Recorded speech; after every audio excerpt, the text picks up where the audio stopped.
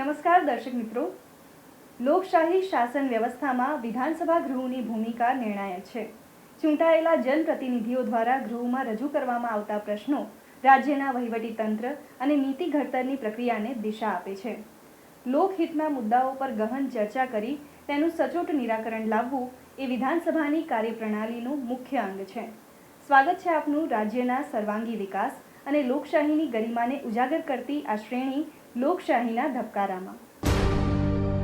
દર્શક મિત્રો, 15મી ગુજરાત વિધાનસભાના 8મા સત્રમાં આજના દિવસે હાથ ધરાયેલી મહત્વની કાર્યવાહીના સંકલિત અંશો લઈને અમે ઉપસ્થિત થયા છીએ કાર્યક્રમ લોકશાહીના ધબકારામાં. તો આવો નિહાળીએ લોકશાહીના ધબકારા.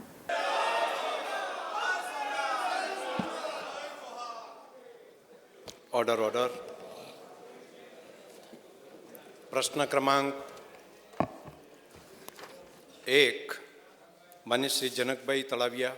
અને અધ્યક્ષશ્રી, હું આપના માધ્યમથી માન્ય મંત્રીશ્રીને પૂછવા માગું છું કે અમરેલી જિલ્લામાં તાલુકાવાર કેટલા કસ્તુરબા ગાંધી બાલિકા વિદ્યાલય કાર્યરત છે અને કસ્તુરબા ગાંધી બાલિકા વિદ્યાલય યોજના શું છે? માન્ય અધ્યક્ષશ્રી, આપની અનુમતિથી જવાબ આપતા પહેલાં અડધી મિનિટ રહીશ. ગુજરાત બોર્ડની 10મા અને 12માની જે પરીક્ષા ચાલુ થાય છે તે ગૃહ વતી હું બધા જ વિદ્યાર્થીઓને શુભેચ્છાઓ પાઠવું છું.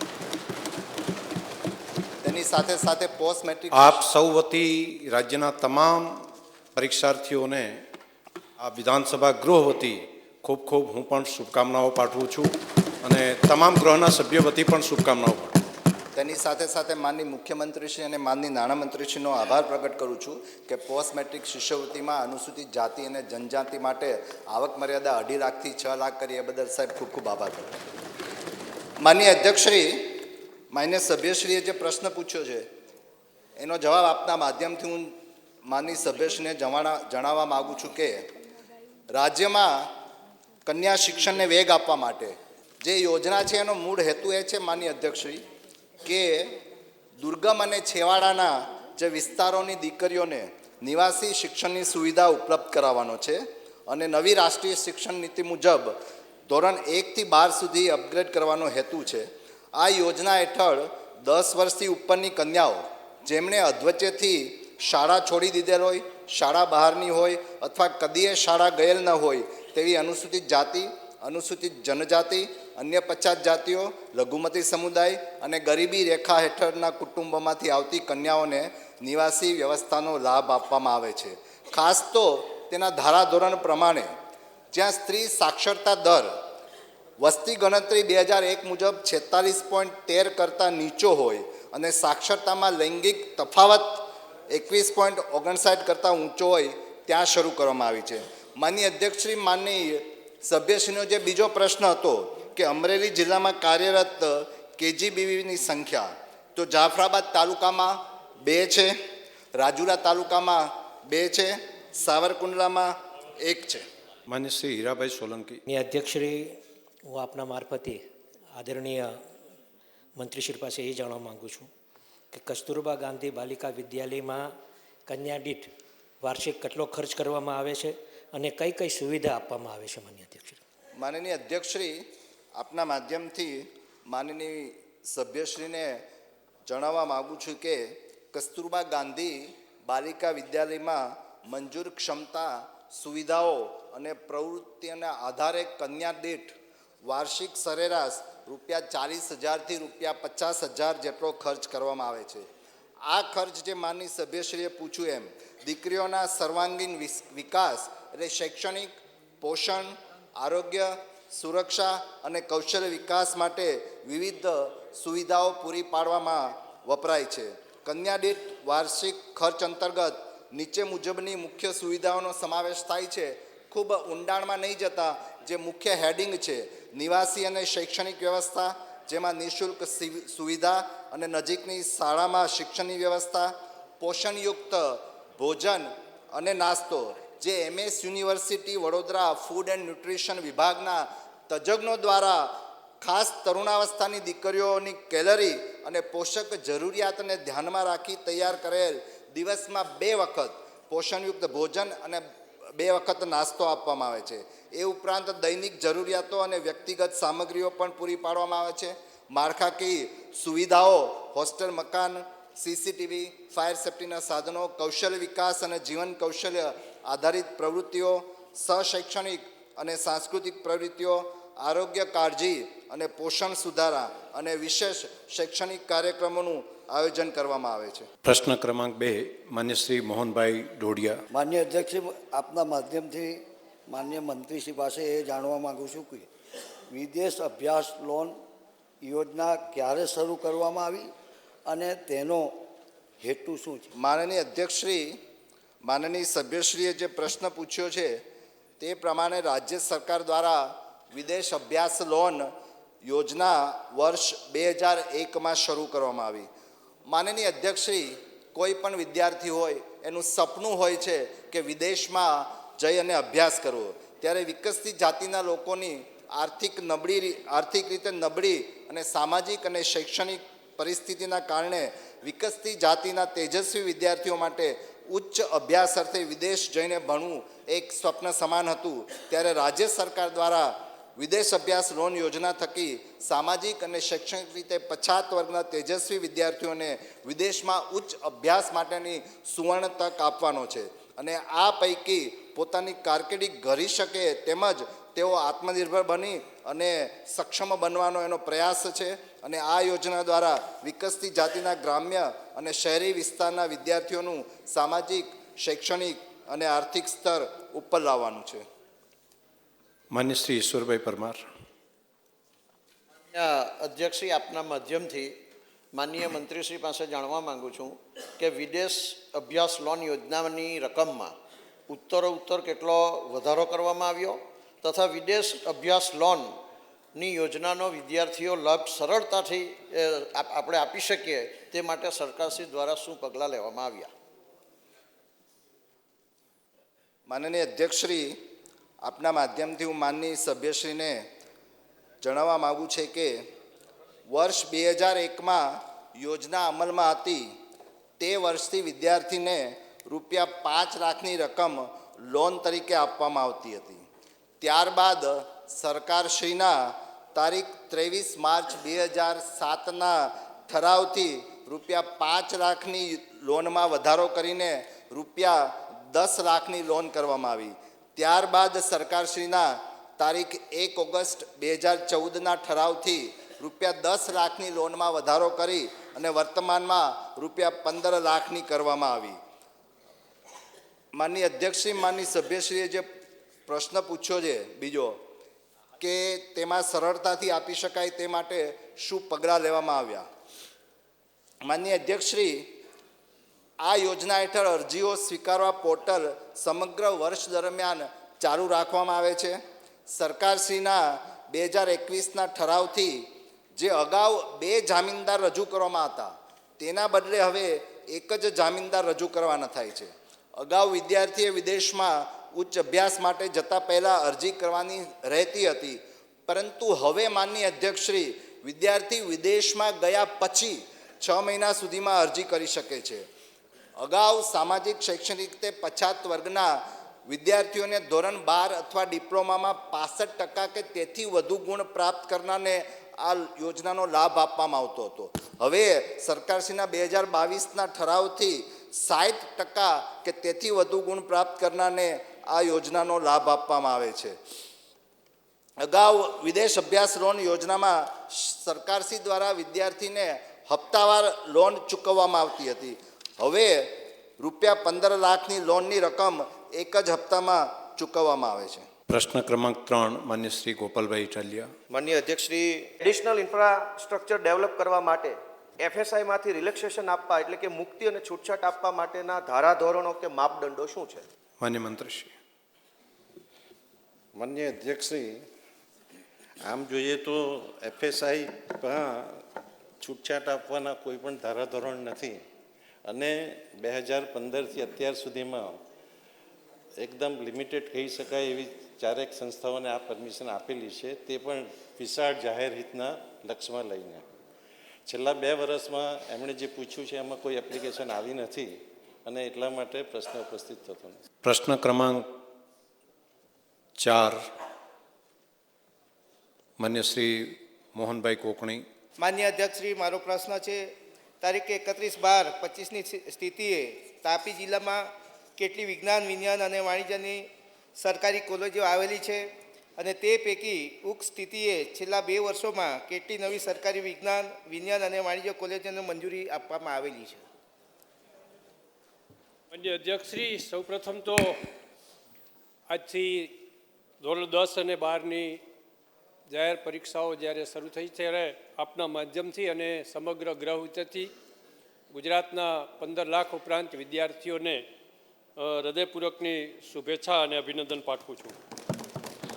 માન્ય સદસ્યશ્રીના પ્રશ્ન સંદર્ભે જણાવવાનું કે તાપી જિલ્લામાં 6 સરકારી કોલેજો આવેલી છે, જેમાં સોનગઢ ખાતે આર્ટ્સ એન્ડ કોમર્સ કોલેજ, એ જ રીતે સોનગઢ ખાતે બીજી સરકારી વિજ્ઞાન કોલેજ, વાલોડ ખાતે વિજ્ઞાન કોલેજ, ઉચ્છલ ખાતે આર્ટ્સ કોલેજ, નિઝર ખાતે આર્ટ્સ એન્ડ કોમર્સ કોલેજ અને ડોલણ ખાતે arts and commerce college, arts commerce અને વિજ્ઞાન કોલેજ. છેલ્લા 2 વર્ષમાં ડોલવણ ખાતે સરકારી વિજ્ઞાન, વાણિજ્ય અને વિજ્ઞાન કોલેજ શરૂ કરવામાં આવી છે. માન્ય ધવલસિંહ ઝાલા.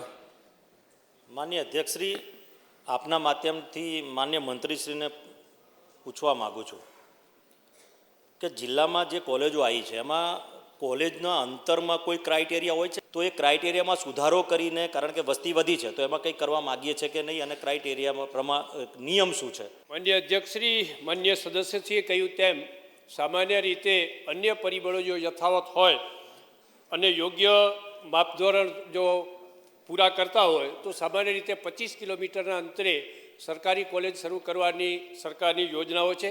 તદ ઉપરાંત ખાસ કરીને જે તે વિસ્તારમાં કોલેજ શરૂ કરવી હોય એ વિસ્તારના આસપાસના ઉચ્ચ માધ્યમિક શાળાઓમાં વિદ્યાર્થીઓની સંખ્યાને ધ્યાનમાં લઈ અને નજીકના અંતરે કોઈ કોલેજ આવેલી છે કે કેમ, કેટલા અંતરે આવેલી છે, કયા પ્રવાહની આવેલી છે, આ બધા જ પરિસ્થિતિઓ જોઈને સરકારને લાગે તો એ પ્રમાણે કોલેજો મંજૂર કરવાનું ધોરણ રાખવામાં આવ્યું છે. માન્ય શ્રી ડૉક્ટર તુષારભાઈ ચૌધરી. માનનીય અધ્યક્ષશ્રી, આપના માધ્યમથી મંત્રીશ્રીને પૂછવા માગું છું કે તાપી જિલ્લામાં ચાલતી સરકારી કોલેજોમાં કેટલા પ્રાધ્યાપકોનું મહેકમ મંજૂર થયેલ છે અને હાલ એ પ્રાધ્યાપકોનો જે મહેકમ મંજૂર થયેલ છે એ સમગ્ર જગ્યા ભરાયેલ છે કે કેમ, અને સાથે આ 6 કોલેજમાં જે ઓરડાઓની, ક્લાસરૂમની જે જરૂર છે એ પણ હાલ જોગવાઈ મુજબ પૂરતી છે કે નહીં? માન્ય અધ્યક્ષશ્રી, માન્ય સદસ્યશ્રીએ કહ્યું તેમ આ 6 કોલેજના 133ના મહેકમ સામે 77 જગ્યા ભરાયેલી છે અને 56 જગ્યાઓ ખાલી છે. માન્ય અધ્યક્ષશ્રી, હાલ યુજીસી 2018ના નવા ભરતી નિયમો પ્રસિદ્ધ કરવાની કાર્યવાહી શરૂ છે, એટલે નવા ભરતી નિયમો બંનેથી આ બંને પ્રકારની ભરતી કરવામાં આવશે. માન્ય મંત્રીશ્રી, આપ ખૂબ સારી રીતે જવાબ આપો છો અને વાંચ્યા સિવાય તમે આપો છો, તમને અભિનંદન આપું છું. અને આ જ આપણી પરંપરા છે અને આગળ આપણે એને ચલાવવું જોઈએ. બહુ સરસ.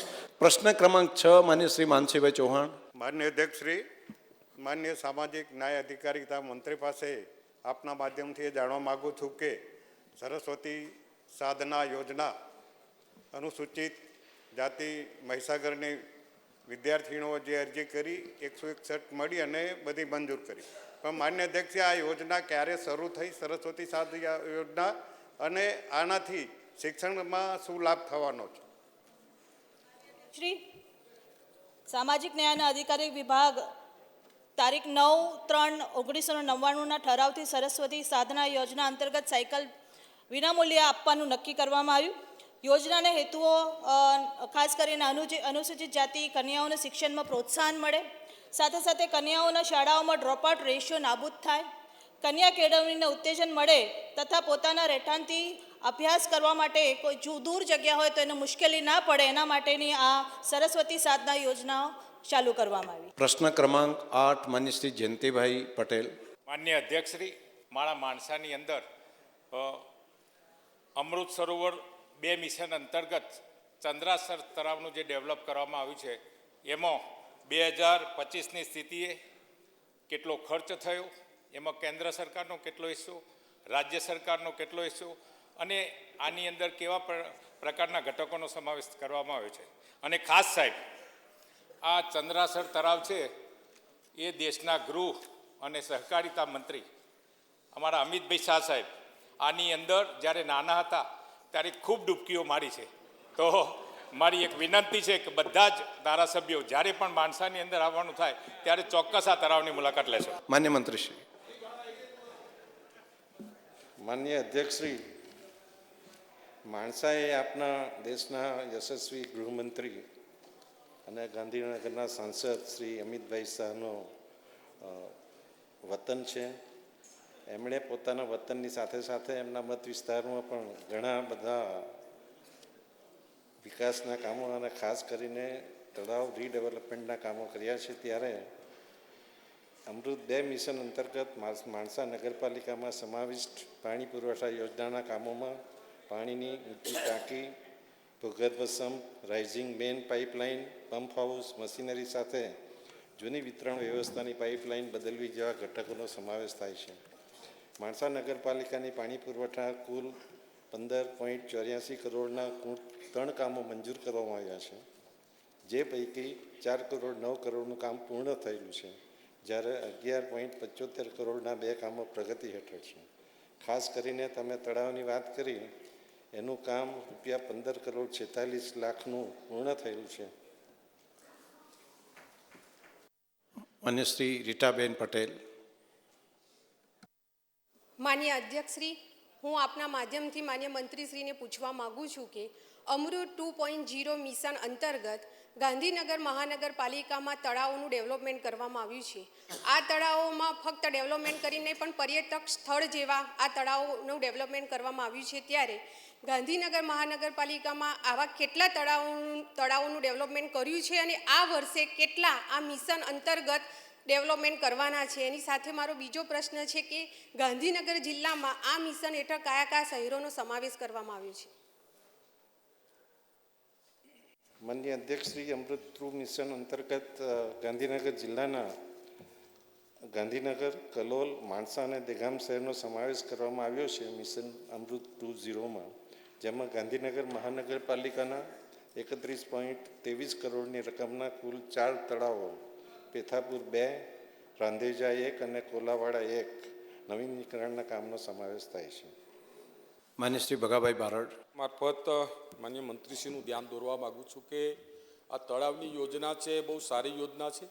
એનાથી પાણી પણ રિચાર્જ થાય છે, પણ તળાવ બન્યા પછી ઉપરના ભાગમાં વોકિંગ ટ્રેક પણ આપણે બનાવીએ છીએ, રસ્તો, અને એ રસ્તાને કારણે ઘણા બધા લોકો ત્યાં ફરવા માટે પણ જાય છે અને ઘણા પશુ પણ ત્યાં અંદર એની અંદર પહેલાં પ્રવેશ કરી લેતા હોય. તો અંદરના ભાગમાં જો નેટ જારી નાખવામાં આવે તો નાના બાળકો હોય એ ઓચિંતાના અંદર ના પડી જાય, અને પશુ અંદર ઘણી વખત પાણી પીવા જાય છે ત્યારે મૃત્યુ પામે છે. તો અંદરના ભાગની અંદર જે રસ્તાની બાઉન્ડ્રી હોય છે એમાં જો નેટ જારી ફિટ કરવામાં આવે તો આવી કોઈ પણ ઘટના ત્યાં ન બને. એટલા માટે મારી વિનંતી છે માનનીય મંત્રીશ્રીને કે આવી કોઈ આપણે યોજના એમાં ફેરફાર કરવા માગીએ છીએ કે કેમ? માન્ય અધ્યક્ષશ્રી, આપના મુખ્યમંત્રીશ્રી એટલા ઉદાર છે કે એમણે આ જળ સંચયના માટે 50 લાખ રૂપિયા દરેક ધારાસભ્યોને આપ્યા છે, અને આપણે તળાવના જે આ વિસ્તરણના કામો છે એમાં આ પૈસાનો ઉપયોગ કરી શકીએ છીએ. માગ્યા વગર માએ ના આપે એવી વાત હતી, પરંતુ માગ્યા વગર મુખ્યમંત્રીશ્રી આપે છે.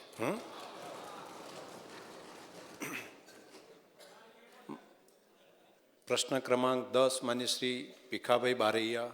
ન્યાયાધ્યક્ષશ્રી, આપના મારફત મંત્રી પાસે જાણવા માગું છું કે વિદ્યાર્થીઓના ગણવેશ સહાય યોજના માટે યોજનાનો લાભ મેળવવા માટે સરળતા દાખવવા માટે સરકારે શા પગલાં લીધા?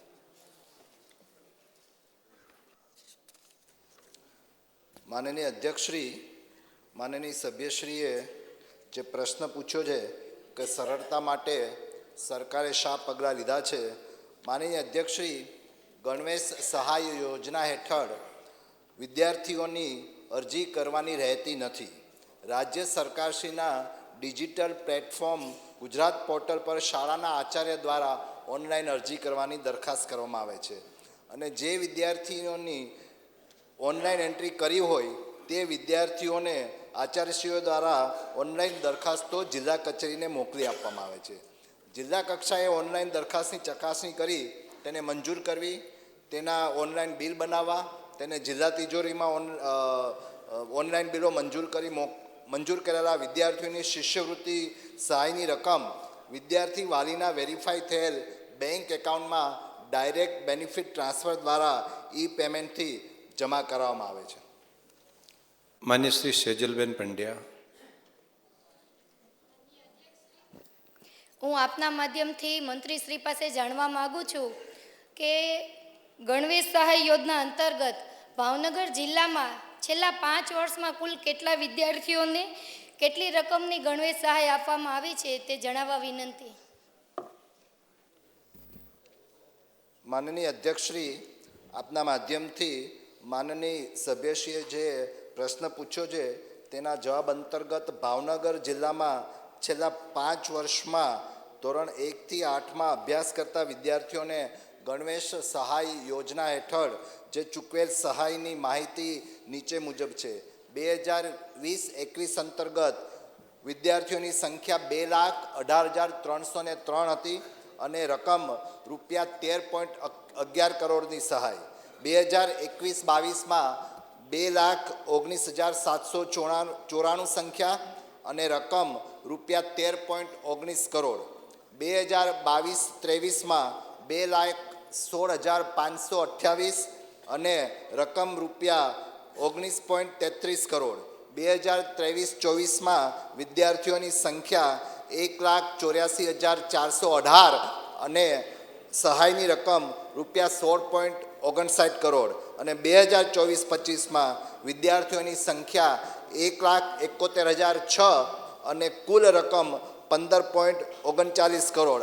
આમ કુલ મળાવી અને ભાવનગર જિલ્લામાં છેલ્લા 5 વર્ષમાં કુલ વિદ્યાર્થીઓની સંખ્યા 10,10,079 અને કુલ રકમ રૂપિયા 77.61 કરોડની ગણવેશ સહાયની ચૂકવણી કરવામાં આવી.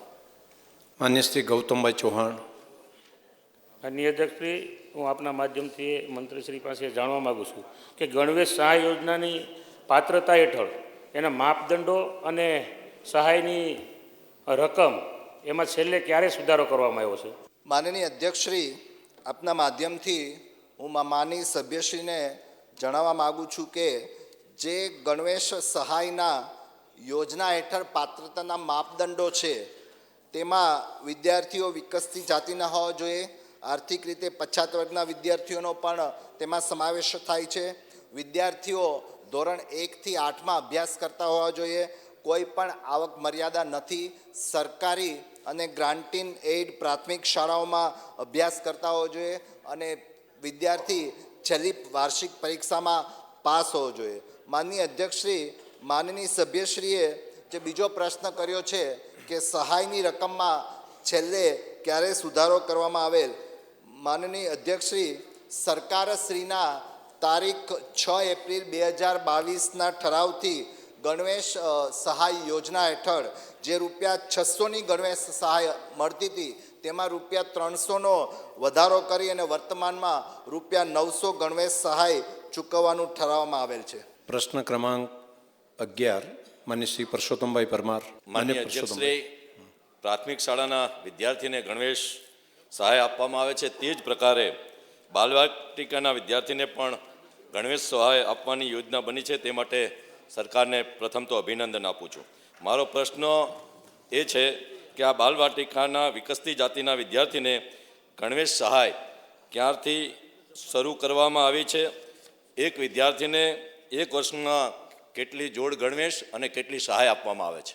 માનનીય અધ્યક્ષશ્રી, માનનીય સભ્યશ્રીએ જે પ્રશ્ન પૂછ્યો છે તો શિક્ષણ વિભાગના તારીખ 28 એપ્રિલ 2023ના ઠરાવથી રાષ્ટ્રીય શિક્ષણ નીતિ 2020ના અમલ માટે રાજ્ય સરકાર દ્વારા બનાવવામાં આવેલ શાળા શિક્ષણ ટાસ્ક ફોર્સ સમિતિ દ્વારા કરવામાં આવેલ ભલામણ મુજબ ગુજરાત રાજ્યમાં 5 વર્ષથી વધુ ઉંમરના બાળક માટે ધોરણ પહેલાંનું વર્ષ બાલવાટિકા તરીકે ધોરણ 1 પહેલાંનું વર્ષ બાલવાટિકા તરીકે નક્કી કરવામાં આવેલ છે, જેથી બાલવાટિકામાં પ્રવેશ મેળવનાર સામાજિક અને શૈક્ષણિક રીતે પછાત વર્ગ, આર્થિક પછાત વર્ગ, વિચરતી વિમુક્ત જાતિ, લઘુમતી વર્ગના વિદ્યાર્થીઓને 3 જોડ ગણવેશ માટે વાર્ષિક રૂપિયા 900 ગણવેશ સહાય આપવાની નવી યોજના 2025-26થી અમલમાં મૂકવામાં આવેલ છે. પ્રશ્ન ક્રમાંક 13 માન્ય શ્રી ધવલસિંહ ઝાલા. માન્ય અધ્યક્ષશ્રી, આપના માધ્યમથી માન્ય મંત્રીશ્રીને પૂછવા માગું છું કે વ્યાજબી ભાવની દુકાન ખોલવા માટેના ધોરણો શું છે? એટલે કે કિલોમીટરમાં છે કે વસ્તીમાં છે કે કાર્ડના આધાર ઉપર આપણે નવી દુકાન ખોલીએ છીએ? અને બીજો પ્રશ્ન એ છે કે 2 વર્ષમાં વર્ષવાર પુરવઠો પૂરો પાડવા માટે વહીવટી ખર્ચ કેટલો આવ્યો? માન્ય અધ્યક્ષશ્રી, માન્ય સભ્યશ્રીએ જે રીતે પ્રશ્ન પૂછ્યો છે મુજબ સરકારશ્રીના તારીખ 26/7/2025ના ઠરાવ મુજબ ગ્રામ્ય અને શહેરી વિસ્તારમાં વ્યાજબી ભાવની દુકાન ખોલવા અંગેના ધારાધોરણો અલગ અલગ છે. વિશેષ કરીને ગ્રામ્ય વિસ્તારમાં જ્યારે સસ્તા અનાજની દુકાનો ખોલવા માટે વસ્તીનું ધોરણ 3000નું નિયત કરવામાં આવેલું છે. સાથે સાથે બીજી પણ એક જોગવાઈ કરવામાં આવેલી છે કે રાષ્ટ્રીય અન્ન સલામતી કાયદા 2013 હેઠળ સમાવિષ્ટ લઘુત્તમ 75% જનસંખ્યા ઉપર એક દુકાન ખોલવા માટેનું ધારાધોરણ નક્કી કરેલ છે. સાથે સાથે શહેરી વિસ્તાર માટે માન્ય અધ્યક્ષશ્રી દુકાન ખોલવા માટે વસ્તીનું ધોરણ 7500નું નક્કી કરવામાં આવેલું છે અને આમાં રાષ્ટ્રીય અન્ન સલામતી કાયદા 2013 હેઠળ સમાવિષ્ટ લઘુત્તમ 78% જનસંખ્યા હોવી જરૂરી છે એને દુકાન ખોલવા માટે મંજૂરી આપવામાં આવે છે. માન્ય શ્રી વિનોદભાઈ મોરડિયા. અને અધ્યક્ષશ્રી, રાજ્ય સરકાર જ્યારે ગુજરાતના વસતા તમામ નાગરિકો મધ્યમ અને ગરીબ વર્ગો માટે જે અનાજ ને ચોખા ને ખાંડ ને તહેવારમાં પણ અલગ અલગ વધારાના એક્સ્ટ્રા વસ્તુઓ આપવામાં આવે છે, ખૂબ સારી યોજના જ્યારે લાગુ છે ત્યારે કે જે મળવું પત્રિક ગ્રાહકોને પૂરતી માહિતી હોતી નથી, એને વિધિવત પરિપત્ર થાય કે એ બોર્ડ દુકાનની બહાર લગાવે અને કે ભાઈ આ વસ્તુ તમને આટલા એક કાર્ડમાં તમને આ વસ્તુ મળશે એવો પરિપત્ર કરવા માગે છે કે કેમ? માન્ય અધ્યક્ષશ્રી, આમ તો સરકારશ્રીએ પહેલેથી જ આ વિષયની જોગવાઈ કરેલી છે અને લગભગ મોટાભાગની દુકાનો પર બોર્ડ હોય છે જ, પણ છતાંય કોઈ જગ્યાએ જો ફરિયાદ મળશે તો ચોક્કસ એની સામે અમે કાર્યવાહી કરીશું. બીજી વાત કે હવે આવનારા સમયની અંદર જે ગ્રાહકોને પૂરતા પ્રમાણમાં પૂરતું એના હકનું અનાજ મળે એટલા માટે માનનીય મુખ્યમંત્રી સાહેબશ્રીએ ખૂબ સંવેદના સાથે આ વખતે લગભગ એને મળવા પડતા ગુજરાત સરકારનો જથ્થો એ પેકિંગમાં આપવાનું પણ ધારાધોરણ નક્કી કરવામાં આવેલું છે. માન્ય શ્રી વીડી ઝાલા. માન્ય અધ્યક્ષશ્રી, હું જાણવા માગું છું કે વ્યાજબી ભાવની જે દુકાનો છે એની મંજૂરી માટેના શું ધારાધોરણ છે? માન્ય અધ્યક્ષશ્રી, ખૂબ સંવેદનાથી માન્ય ભૂપેન્દ્રભાઈ પટેલ સાહેબની સરકારે આ યોજનાને નીચે સુધી પહોંચે એટલા માટે પૂરતા પ્રયત્નો કર્યા છે. જે પ્રમાણે મેં વાત કરી એ પ્રમાણે સરકારશ્રીના નિયમ મુજબ જે લૂઝ હતું એને આ વખતે પહેલીવાર પેકિંગ કર્યું છે અને એનાથી આગળ વધીને અમે એટીએમ ગ્રેન એટીએમ દ્વારા પણ અનાજ આપવાની આ વખતે બજેટમાં જોગવાઈ પણ કરી છે અને લગભગ આ વખતે જે પ્રમાણે જોગવાઈ કરી છે એ પ્રમાણે દરેક જિલ્લામાં અને એનાથી આગળ તાલુકા સુધી પણ અમે જઈ અને આ વિભાગને આખો પારદર્શક બનાવવાનો પૂરતો પ્રયત્ન કરેલો છે. તો દર્શક મિત્રો, ફરી મળીશું, ત્યાં સુધી રજા આપશો. નમસ્કાર.